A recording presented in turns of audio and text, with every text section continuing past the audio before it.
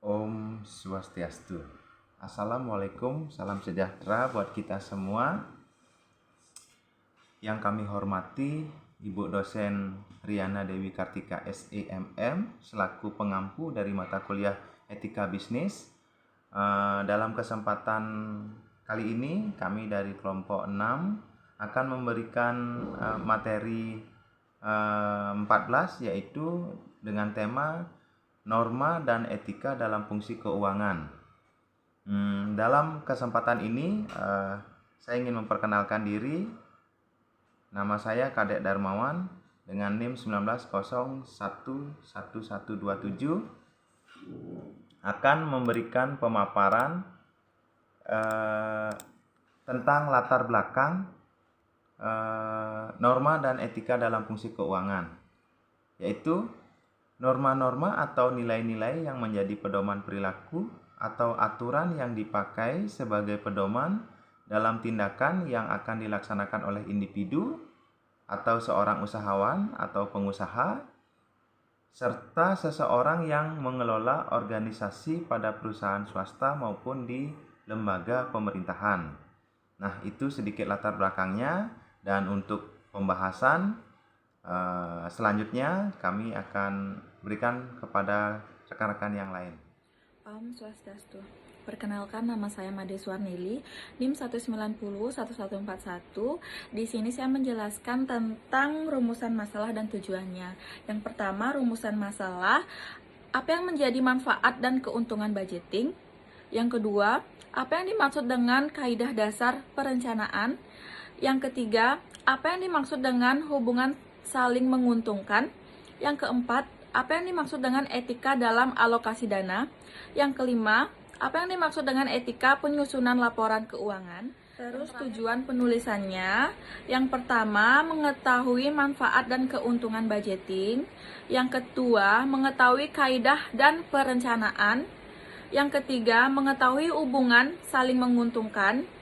Yang keempat, mengetahui maksud dari penyucian uang dan suap. Yang kelima, mengetahui maksud etika penyusunan laporan keuangan. Yang terakhir, mengetahui etika dalam alokasi dana.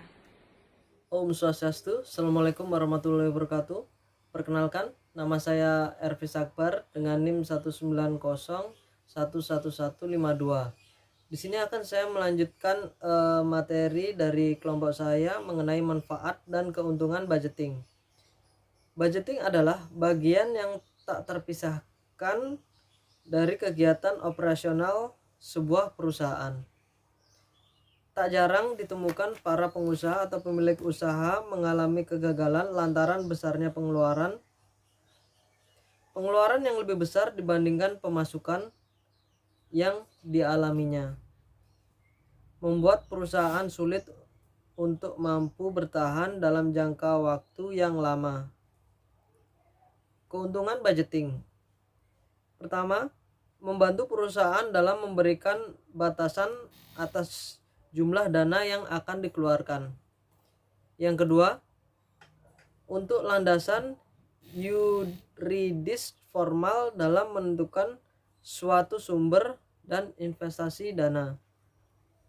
Yang ketiga, membantu manajemen terkait untuk melakukan pengawasan. Yang keempat, merasionalkan sumber dan investasi dana. Yang kelima, menyempurnakan rencana yang telah disusun.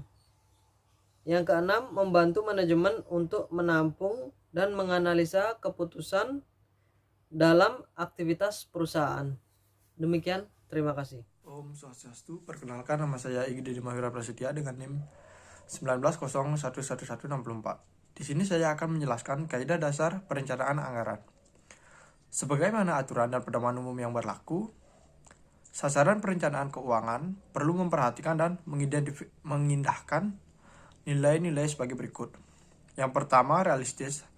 Artinya dalam merencanakan kegiatan harus berdasarkan pada kemampuan dan pengalaman yang dimiliki, sehingga sasaran dapat dicapai sesuai harapan.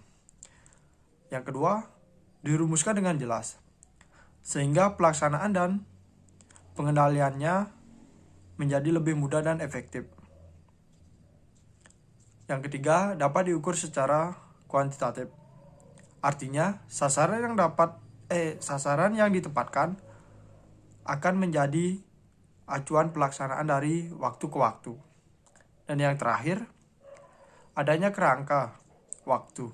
Artinya, mengukur hasil atau pencapaian hasil suatu usaha akan terikat pada jumlah dan waktu yang ditentukan. Sekian penjelasan dari saya. Om Sandi. Baik, di sini saya akan melanjutkan pemaparan dari teman saya sebelumnya.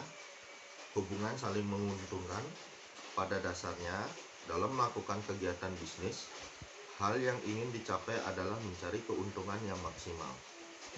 Hubungan baik dijalin dengan memberikan margin pendapatan dan saling memberikan manfaat positif dan adanya balas jasa perusahaan terhadap investor yang berbentuk ROR atau disebut dengan rate of return. Oleh karenanya, di antara pihak yang bermitra baik antar lembaga atau yang lainnya harus ada pelaku utama dalam kegiatan sebagai lembaga atau orang yang bertanggung jawab terhadap tujuan perusahaan. Etika dalam alokasi dana.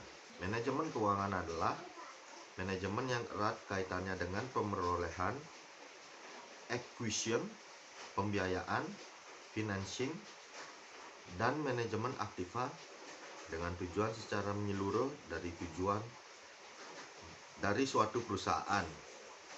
Adapun tujuan dari manajemen keuangan adalah untuk memaksimalkan nilai sebuah perusahaan. Adapun peranan manajemen keuangan dalam perusahaan adalah sebagai berikut. Yang pertama adalah bertanggung jawab terhadap 3 keputusan pokok manajemen. Yang kedua, meningkatkan pertumbuhan dan kesejahteraan perusahaan. Dan yang ketiga, mengelola aktiva dengan efektif dan efisien. Baik, terima kasih. Perkenalkan, nama saya Nurkada Odessa Dasa Fitri dengan NIM 1901162. Di sini saya akan sedikit menjelaskan tentang etika penyusunan laporan keuangan. Etika merupakan prinsip dan nilai yang berperan menentukan apa yang harus dilakukan atau tidak boleh dilakukan oleh seorang individu, sehingga etika merupakan bidang ilmu yang bersifat normatif.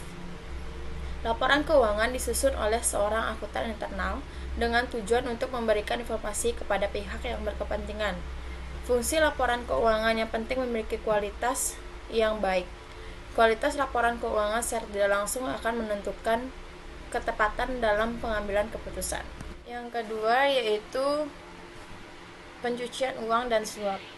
Pencucian uang seringkali dikenal oleh masyarakat dengan sebutan money laundering, yang dilakukan oleh seorang atau individu atau oleh seorang pejabat pemerintah pemegang kekuasaan untuk memutar kembali uang yang tidak sah atau uang yang diterima dari bukan miliknya dia sendiri. Penyuapan atau suap adalah suatu tindakan memberikan sejumlah uang, barang, atau bentuk lain dari pembalasan dari pemberi suap kepada penerima suap yang mempunyai otoritas atau yang dapat dipercaya dengan tujuan untuk mengubah sikap penerima atas suatu kepentingan yang diberikan secara bersamaan dengan proses kerjasama yang sedang berlangsung. Dari materi yang dibawakan dari kelompok kami dapat ditarik kesimpulan yaitu norma dan etika dalam fungsi keuangan adalah sebuah pedoman dalam meningkatkan kualitas internal dan eksternal sebuah organisasi dan perusahaan dalam menyusun anggaran dan laporan keuangannya.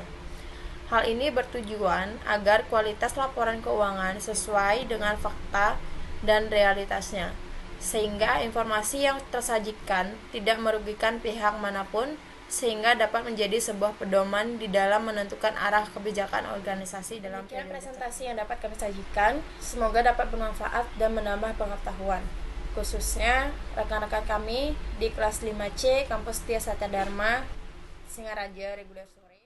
Baik, itu tadi pemaparan yang dapat kami berikan. Apabila ada salah kata atau salah penyampaian dalam kesempatan diskusi pada hari ini, Kami dari kelompok 6 mengucapkan permohonan maaf yang sebesar-besarnya.